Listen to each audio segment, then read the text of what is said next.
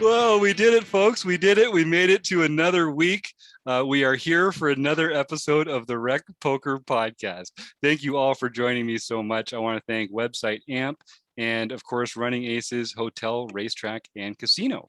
My name's Jim Reed, Bluffsterini in the home game. And if you want to find out about me, you can go to rec.poker/crew, because that's where you can find out all about the wrecking crew and the other fine folks that are on it, including these two fine folks that are joining me tonight. Fine folks, why don't you share a little bit about yourself with the Rec Poker Nation?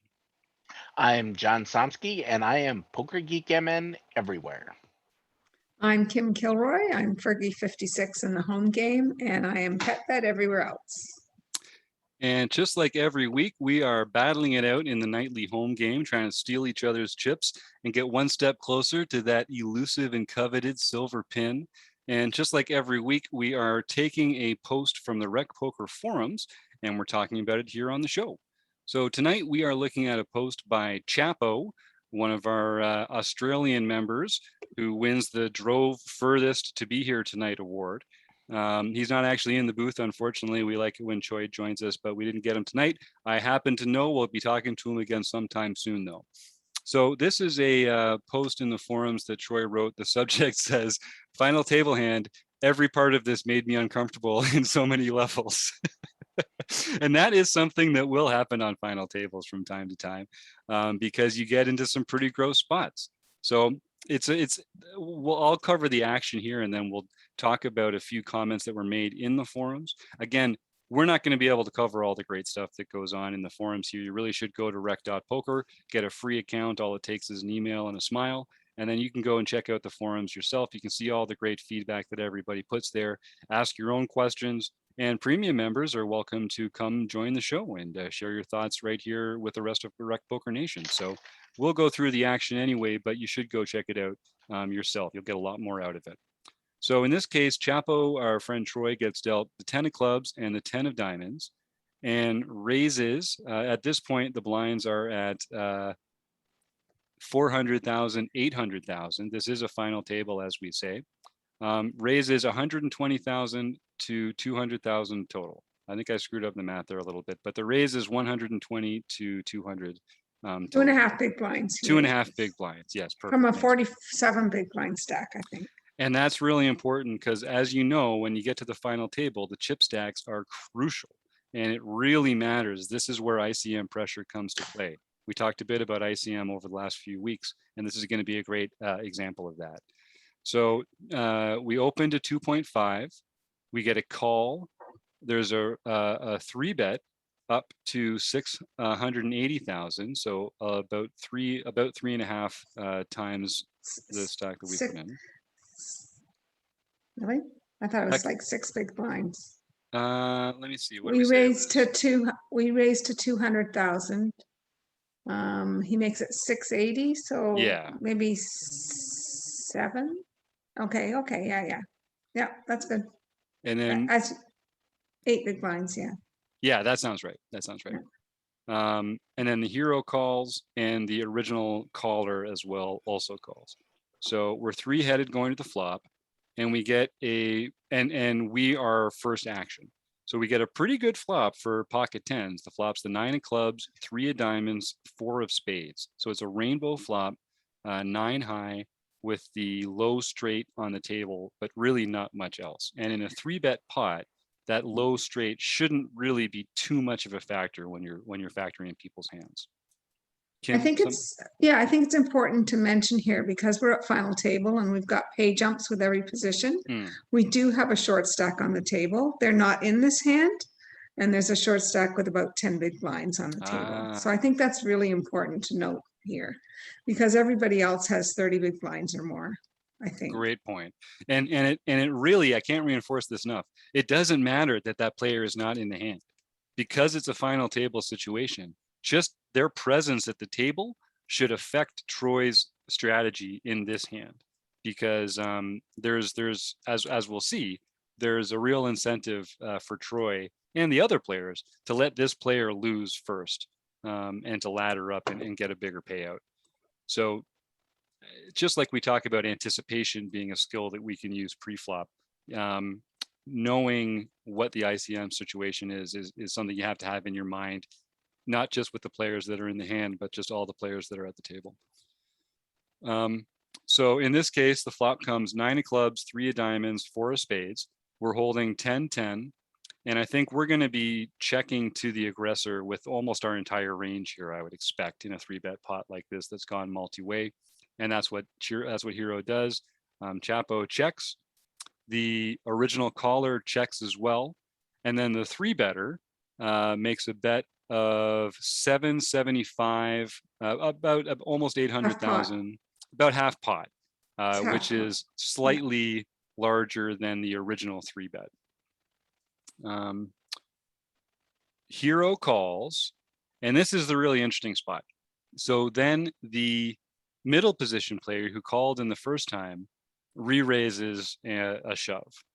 So before we even get into the future action, the board is 9, 3, and 4.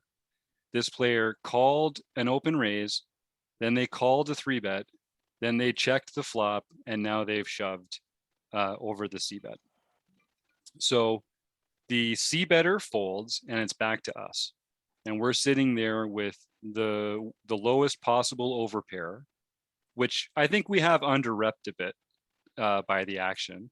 So what are we thinking in this spot? There's so many things we could be thinking about. We could be thinking about where we are in distribution of our own range. We could be thinking about the range of the player that's made this check shove. What else should we be thinking about? And what's at the top of our minds now, you guys? This board, yeah. I was just going to say, this board is not real conducive to a lot of hands. It doesn't hit a lot of hands called pre-flop. So when I see that shove, I'm thinking either a larger overpair or a set. Because I mean, you could have something like a 5-6, but that's so unlikely to be calling this pre-flop, I think. Yeah, I agree with that. In an ICM situation like this, it's hardly ever an overpair either. Like, what overpair is it except maybe jacks? Like queens would have probably raised you when you raised pre-flop. Yep. Queens, kings, and aces. Maybe pocket jacks call in an ICM situation. But are they ever going to shove when the 3-better pre-flop has all the overpairs? Are they ever going to put their entire stack at risk in an ICM situation? There's no 2 pairs that they could possibly have on this. And this just screams a set to me. Like, it just screams a set. Like, it almost can't be anything else. Like, I can't think of a possible bluff it can be. Like, right, even it's if not it a is very an good overpair, board if for a it's butt. right, if it's jacks, they're beating 10s anyway. Right? So I can't think of a possible hand that could be bluffing here. If we had a flush draw on there, then I could say maybe 5-6 suited with a backdoor flush draw. But we have a rainbow flop. We have 9, 3, 4 in an ICM spot, and it's just not likely for these players to get it in, to put their whole stack at risk like that without something like a set. And I think we can even say, even if he does have exactly 5-6, that's the only hand that we're beating here. And it actually has decent equity against us. It's not like it's got 8 clean outs there to the nuts. So I mean, if that's the case, is there enough bluff combos in the range given the odds? I can't think of any. Right. Can you think of any? I can't. And so we're in a position where we've got, in a way, a really, really perfect bluff catcher, right? Like, we're blocking some of those top pair hands, those 9-10 hands that they might choose to do it with. And we're beating all the draws.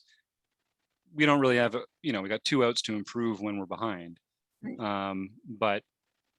But is this a spot where our opponent's range even just has enough bluffs in it to be playing a bluff catcher? It's tricky. I always struggle in these spots where someone's made a C bet in a board that they should be C betting at a high frequency, and that kind of creates an opportunity to bluff raise. And so some players are only going to do that with good bluffing candidates, but some of them are just going to say, well, I'm just going to bluff this guy, and they're going to do it with anything, and they're going to be like, well, he has to fold. And it makes me wonder, like, that's rare at a final table though with ICM. People are pretty relatively honest in a lot of ways, or they have huge equity to their bluffs. Like they have huge equity. That's a great point. I'd like to take this back to the pre-flop action if we can. Yeah, which you whipped through pretty quick. I did. All right, well, tell you what, Kim, let's hear what Jonathan Little has to say about this, and then we'll get right back into that pre-flop action. Wondered whether you should call a pre-flop raise or 3-bet instead. What do you do when you have a flush draw? Do you raise it or do you just call? What do you do with ace king when you miss the flop? Are you tired of guessing about what the right play is with your particular hand? Well, my name is Jonathan Little, and I am a 2-time World Poker Tour champion and creator of PokerCoaching.com, where we offer over 1,000 interactive hand quizzes where you play a hand and then get real-time feedback from our world-class pros. Don't guess and don't stress. Just register for your free account at PokerCoaching.com/recpoker right now. There you go. Thank you, Jonathan. So Kim, yeah, I did blow right past that pre-flop. So let's talk about that a little bit. Okay, let's go back to pre-flop. So we have a standard open with our tens, and we have a flat call, which at final table is rarely a trap, like with an overpair too. I mean, like we said before, it could be jacks perhaps, depending on we don't have any player reads that he's told us about, so we're not sure about that. But it's usually a fairly honest hand that wants to hit something, right? Like yeah, I think that's right. A speculative hand. And then we have a raise, and then it comes back to us. And I think we have a decision here whether we set mine or whether we just go all in ourselves. We have the flat caller dead money in there, and we have the raiser squeezing. And depending on this player's profile at that table, if this is a fairly active player, I think we can just rip our own stack in there to put pressure on both of the players with all the dead money in there. If we're going to just call here, we have to fold if we don't hit a set. Because we're just set mining. Yep. I think that's a really good point. And we were just talking about 4-betting in last week's episode. And, some people, they're afraid to put hands like this in their 4-betting range because if he has an aces or kings or queens kind of hand, you're kind of dominated. But that's why you're choosing these spots where you think your opponent has hands like ace king and ace queen and other kind of stuff that maybe they'll even fold some of it. Some of the stuff you're actually doing pretty well against.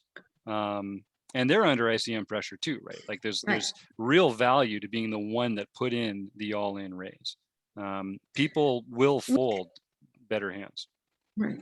We can make all of those cards Broadway cards over our tens fold.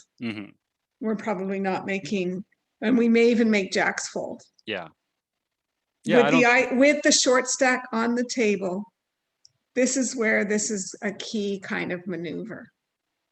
But when we have to be so careful when we just flat call, because now we're just turning our tens into a set line. And when we don't hit our set, we should never be putting our chips in the middle. I think that's a good insight. And we don't really have the right odds to be set mining at that depth if that is the way we're playing it. It doesn't mean that that's like, we have a lot of equity in the hand. So that, and because it's a final table, like I don't think it's nothing wrong with kind of deviating from the norm to take an exploitative spot, but that's even more of an argument for just shoving it, in my experience, in my case. That's why I far prefer the shove here. Yeah. With the dead money from the flat collar. Yeah. I far prefer the shove here. And because the range of hands that you're going to make your opponent fold is so much greater than the hands that they're going to call off with. And there's a pretty good pot there already, right? To pick that up. Right. You know, that's very valuable. Yeah. And you're going to be out of position for the hand. Yeah. So as played. Yeah. I mean, don't get me wrong. Poker is hard.